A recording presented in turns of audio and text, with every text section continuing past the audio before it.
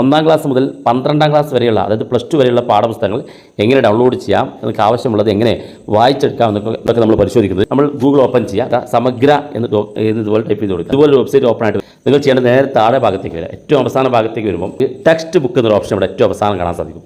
അതിനകത്ത് നിങ്ങൾ ക്ലിക്ക് കൊടുക്കുക. നിങ്ങൾക്ക് സെലക്ട് മീഡിയം എന്നുള്ള ഓപ്ഷൻ ഉണ്ട്. മലയാളം മീഡിയത്തിലാണോ അല്ലെങ്കിൽ ഇംഗ്ലീഷ് മീഡിയത്തിലാണോ ചേർന്ന് എന്നുള്ളത്, അല്ലെങ്കിൽ ഏത് പാഠപുസ്തകമാണ് നിങ്ങൾക്ക് വേണ്ടതെങ്കിൽ അത് സെലക്ട് ചെയ്യുക. രണ്ടാമത്തെ ക്ലാസ്, ഏത് ക്ലാസ്സിലുള്ള പാഠപുസ്തകമാണ് നിങ്ങൾക്ക് വേണ്ടതാണ്. ഞാൻ 10-ാം ക്ലാസ് സെലക്ട് ചെയ്യാം.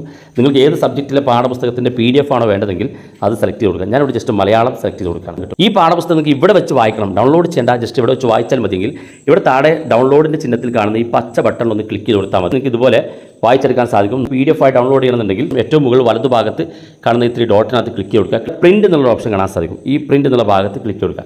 ഏറ്റവും മുകളിൽ കാണുന്ന ഈ 3 ഡോട്ടിനകത്ത് ക്ലിക്ക് കൊടുക്കുക. ക്ലിക്ക് ചെയ്യുമ്പോൾ ഇവിടെ കാണാം സേവ് ആസ് PDF എന്നുള്ള ഓപ്ഷൻ, അതിനകത്ത് ക്ലിക്ക് കൊടുക്കുക.